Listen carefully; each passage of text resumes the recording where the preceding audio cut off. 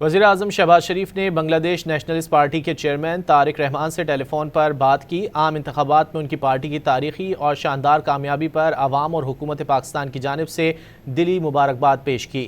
वज़ीर-ए-आज़म ने कहा है कि इंतखाबात बांग्लादेशी कौम के जमहूरी नज़रियात और इक़दार की अक्कासी करता है। वज़ीर-ए-आज़म ने बांग्लादेश की क़यादत के साथ मिलकर काम करने के अज़्म का इआदा किया।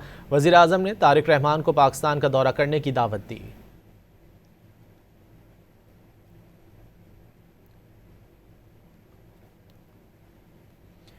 वज़ीर-ए-आज़म शहबाज शरीफ ने बांग्लादेश नेशनलिस्ट पार्टी के चेयरमैन तारिक रहमान से टेलीफोन पर बात की। आम इंतखाबात में उनकी पार्टी की तारीखी और शानदार कामयाबी पर आवाम और हुकूमत पाकिस्तान की जानिब से दिली मुबारकबाद पेश की।